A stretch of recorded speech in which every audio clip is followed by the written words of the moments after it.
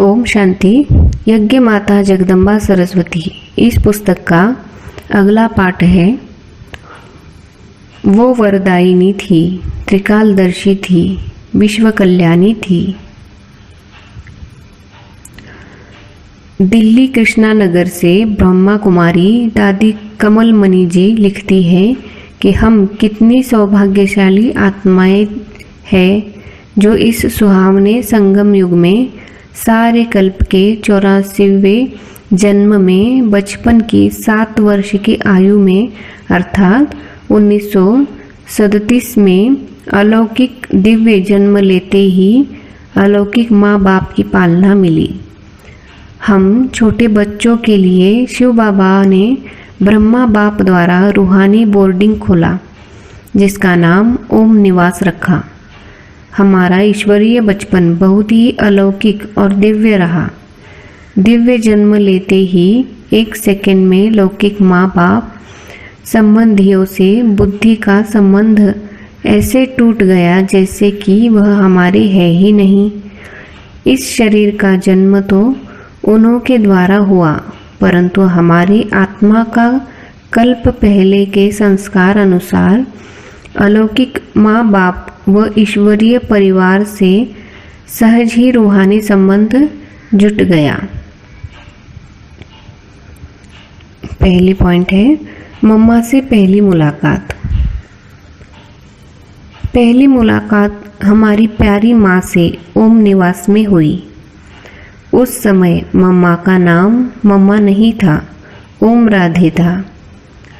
सब छोटे बच्चों को देख मम्मा बोली, अब तुम बच्चों को अपने घर के रंगीन वस्त्र नहीं पहनना है, सफ़ेद वस्त्र पहनना है जिस वस्त्र में ओम की कढ़ाई की हुई थी। हमें बड़ी खुशी हुई कि मम्मा हमें ओम की ड्रेस पहना रही है। मम्मा बोली, यह ओम इस ड्रेस में क्यों बनाया है?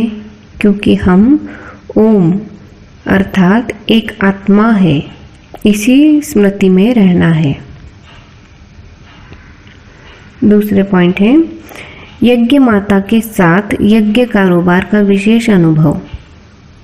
मम्मा ने हमको बाबा की मुरली से पॉइंट्स कैसे बनाए जाए यह सिखलाया, जिससे किसी भी आत्मा को सहज समझ में आ जाए।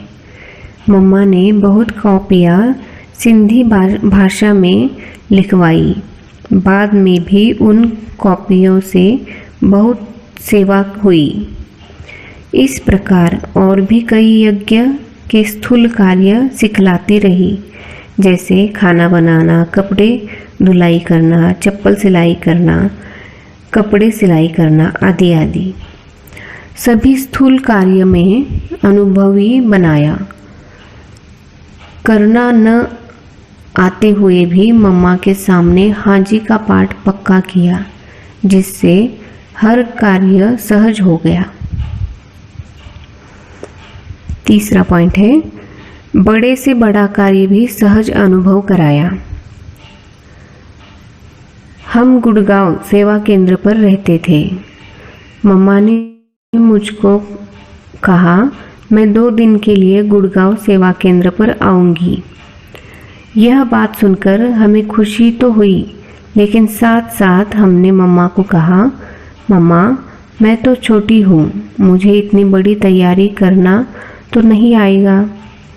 तो मम्मा ने कहा, देखो कमलमणि, तुम छोटी हो, परंतु छोटी होकर मम्मा को बुलाया। यह बात सुनकर सभी बहनें तो तुम्हारी प्रशंसा करेंगी, इसलिए तुम यह कार्य करने में ना नहीं करो। बड़ी दीदी यानी कि मनमोहिनी जी तुमको मदद देंगी। ऐसे मम्मा ने हमें बड़ी हिम्मत दिलाई और गुड़गांव सेवा केंद्र पर 2 दिन मम्मा रही। बहुत बड़ा कार्य होते भी सहज हो गया। 2 दिन तक मम्मा ने खूब सेवा की। सवेरे का क्लास कराना, बाद में भाई बहनों से व्यक्तिगत रूप में मिलना आदि से हमें बड़ा अच्छा अनुभव हुआ कि मम्मा कैसे सर्विस करती है। हमको भी ऐसी ही सर्विस करनी है।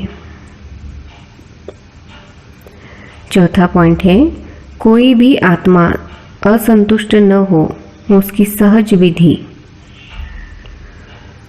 मम्मा को हमने कहा कि एक भाई जो कि जैन भाई था, एक भाई की कोई बात न मानी जाए तो वह बहुत असंतुष्ट होता है।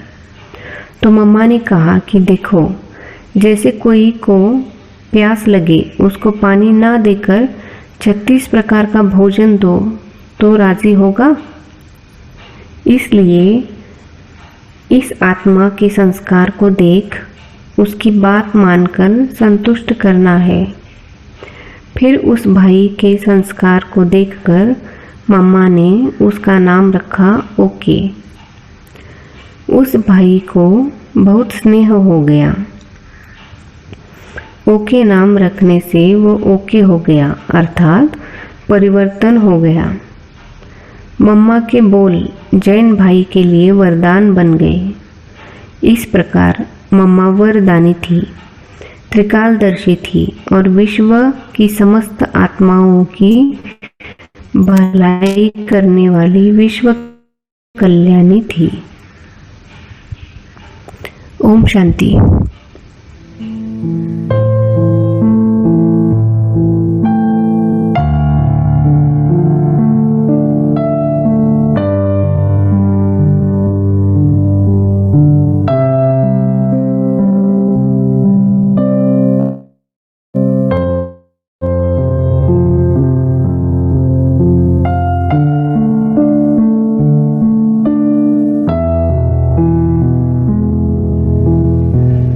ओम शांति।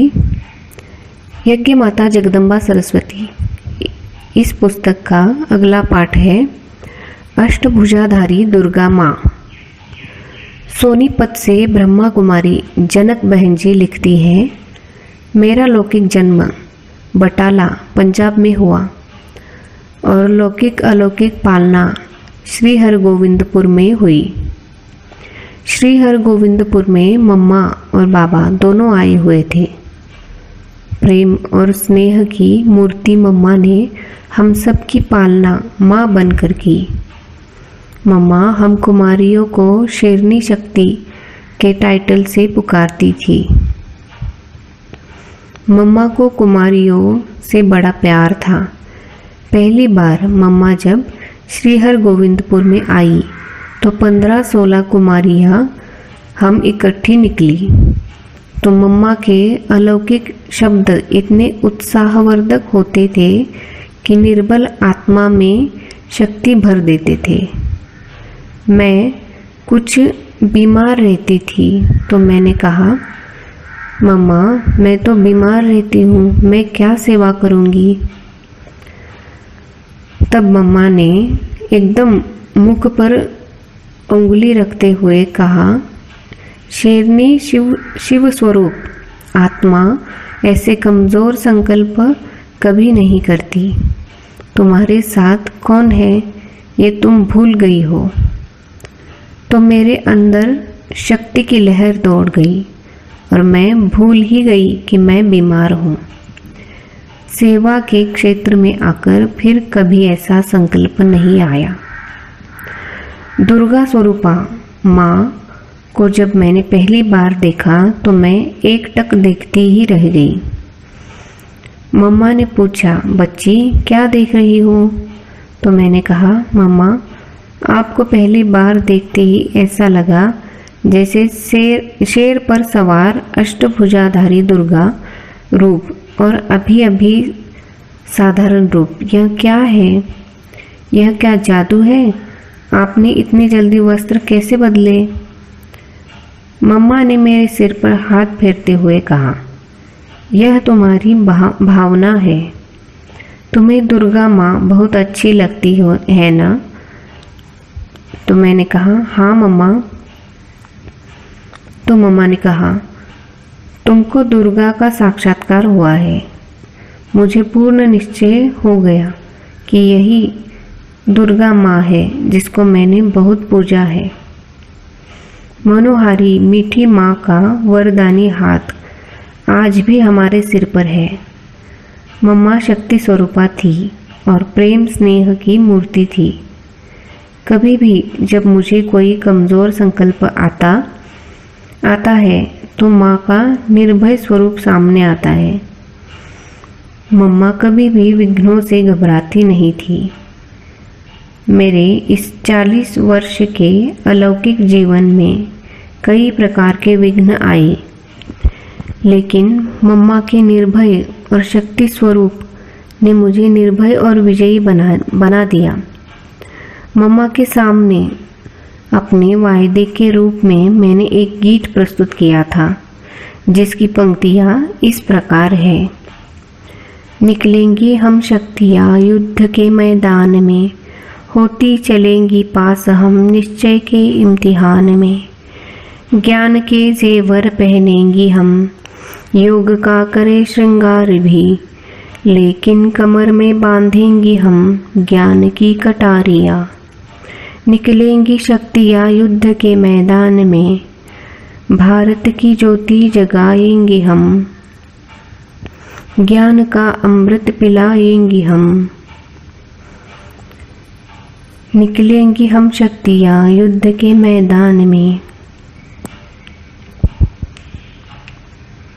आज भी मम्मा की शिक्षाएं, मम्मा की पालना बार बार याद आती है, परंतु यह प्रश्न उठता है कि मम्मा का वही चेहरा, वही रूप, वही शिक्षा फिर कब मिलेगी? उत्तर मिलता है 5000 वर्ष के बाद। मन कहता है, अच्छा मम्मा मैं इंतज़ार करूँगी, मैं इंतज़ार ज़रूर करूँगी। ओम शांति।